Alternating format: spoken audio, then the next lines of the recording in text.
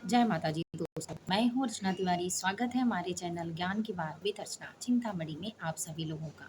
कैसे हैं आप लोग, ये बताने के लिए कमेंट बॉक्स में जय श्रीमन नारायण महालक्ष्मी जय माता जी जरूर लिखिए। दोस्तों, आज के वीडियो में हम बात करेंगे गुप्त दान के बारे में। गुप्त दान किस दिन देना शुभ होता है, गुप्त दान क्या क्या कर सकते हैं, गुप्त दान किसको दिया जा सकता है, गुप्त दान का नियम क्या होता है, गुप्त दान के लाभ क्या होते हैं। तो दोस्तों, इन सारी बातों को आप जानने के लिए हमारे साथ हमारे वीडियो में एंड तक बने रहिए। इससे पहले आप हमारे चैनल पर नए हैं, पहली बार मेरी वीडियो देख रहे हैं, तो कृपया करके हमारे चैनल को सब्सक्राइब कर लीजिए। अगर मेरी वीडियो आपको पसंद आती है तो लाइक ज़रूर कर लीजिए, क्योंकि आपके एक लाइक और एक सब्सक्राइब से हमारी भी हिम्मत और ताकत बढ़ जाती है। तो चलिए दोस्तों, जानते हैं गुप्त दान के बारे में। सबसे पहले, दान अमीर होने की सबसे बड़ी प्रक्रिया है। अगर आप भी चाहते हैं जल्दी अमीर होना, जल्दी खास होना, अपने आत्मबल को बढ़ाना, अपने संतोष को बढ़ाना, अपनी परम शक्ति को जगाना, अपने आस्था और धर्म को, विश्वास को जय के रूप में, हमेशा जीत के रूप में बदलना, तो दान करना आप भी शुरू करें और दान जरूर करें। दान में जिस स्थिति में आप हों, उस स्थिति में थोड़ा बहुत दान करें, चाहे जितने में हो। ज़्यादा है तो ज़्यादा करें, कम हो तो कम हो, लेकिन दान जरूर करें। दोस्तों, दान करने से जो सुख समृद्धि मिलती है वो अलग मिलती है, पुण्य ज़्यादा मिलता है, और इस पुण्य के कारण ही आपके जीवन में सुख और समृद्धि होती है। सुख और समृद्धि उस चीज़ को कहते हैं कि जिससे आपकी चीज़ें बढ़ें, आपका सामर्थ्य बढ़े, तो आप सुखी हो। समृद्धि उसको कहते हैं कि आपके जीवन में किसी भी काम की कमी ना हो, किसी भी बल की कमी ना हो, किसी भी आयु की कमी ना हो, किसी भी दुर्गति के तरफ आप ना जाते हो। इसी को सुख समृद्धि कहा जाता है, जिसको मंगल ही मंगल कहा जाता है।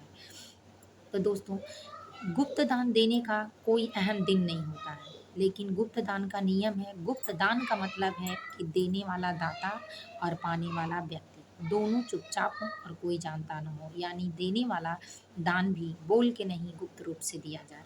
दोस्तों, ये याद रखें कि दान देने के लिए, जैसे कोई भी पुण्य काम करने के लिए 5 लोगों को शामिल करते हैं भगवान, और कोई भी अनर्थ में भी 5 लोग शामिल होते हैं, और 5 के पाँचों लोगों को बराबर का हक मानकर बुरा भला यानी हानि और लाभ होता है।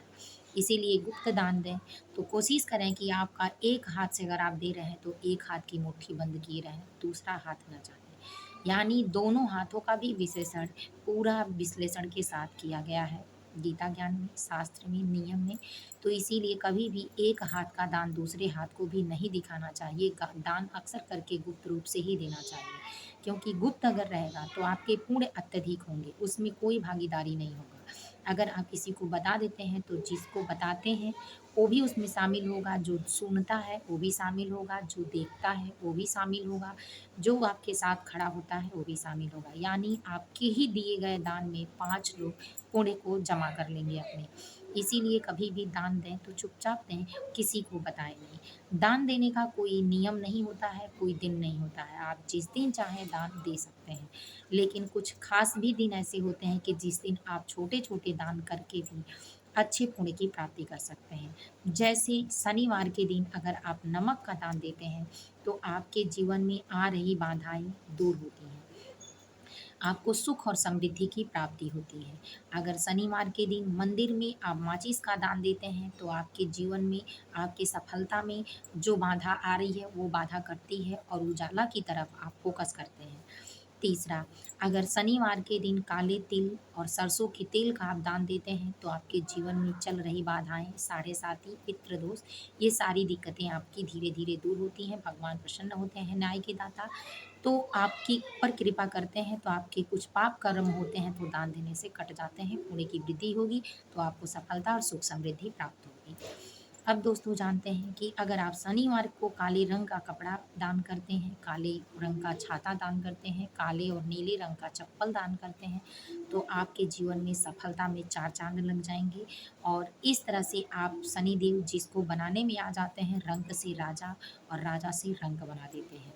उनकी कहानियाँ आप अगर पढ़ते हैं तो पढ़ के ज़रूर सुन लीजिएगा पूरा। तो इसलिए शनिवार को कुछ विशेष दान है जो आपको करना चाहिए। और हर दिन का दान कुछ भी आप कर सकते हैं, लेकिन किसी भी दिन का दान गुप्त रखें तो ज़्यादा अच्छा है। गुप्त दान में अगर आप दीप दान देते हैं तो आपके जीवन में उजाला बढ़ता है, माता लक्ष्मी की कृपा बढ़ती है, सुख समृद्धि का वास होता है। दीप दान में आप आंवले का दान, घी का दान, तेल का दान यानी दीपक आप जलाकर दान दे सकते हैं, या बहुत सारी चीज़ें आपको देनी है, उसके बीच में एक दीपक जलाकर भी दान दे सकते हैं। इस तरह आपके जीवन में सुख समृद्धि बढ़ सकती है। जल्दी अमीर होने का सबसे अहम उपाय है कि गुप्त दान दें और ज़रूरतमंदों की सेवा करें। चाहे आप जितना कर पाते हैं उतना ही करें, कोशिश करना शुरू करें। अगर आप ऐसा करते हैं तो माता लक्ष्मी आप पर प्रसन्न होती है और आप पर इस तरह आपके जीवन में शुद्धता बढ़ती जाती है, सकारात्मक शक्तियाँ बढ़ती हैं, पुण्य कर्म बढ़ते हैं, सुख समृद्धि बढ़ती है, समाज में मान सम्मान बढ़ता है और आप अपनी सफलता की तरफ बढ़ते जाते हैं। आप जब दान देना शुरू करते हैं तो आपके अंदर 100% की पॉजिटिविटी शक्तियाँ यानी एनर्जी सकारात्मक शक्तियों का आती है, जिससे आप अपने काम में मन की शांति के साथ, स्थिरता के साथ फोकस कर सकते हैं। तो दोस्तों, आपको दान देने से शांति मिलती है, सफलता मिलती है, सकारात्मक शक्तियाँ मिलती हैं, पुण्य ज़्यादा मिलता है तो सुख समृद्धि भी ज़्यादा मिलता है। तो उम्मीद है कि आप मेरी बातों को समझ पा रहे होंगे।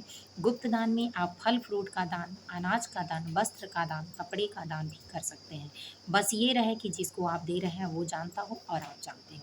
क्योंकि आप अपने कर्मों में किसी को शामिल न करें, जितना हो सके खुद से अपने करने का प्रयास करें तो सफलता आपके ही कदम चूमेगी। बाँट के करेंगे तो आप भी परेशान होंगे और लेने वाला तो खुश होगा क्योंकि उसको देना ही नहीं है। तो दोस्तों, वीडियो यहीं एंड करती हूँ। पसंद आया हो तो लाइक ज़रूर कर लें, चैनल को सब्सक्राइब कर लें। फिर मिलूँगी एक नए वीडियो में नए ज्ञान के साथ, तब तक की वीडियो यहीं एंड करती हूँ। बाय बाय, जय माता दी।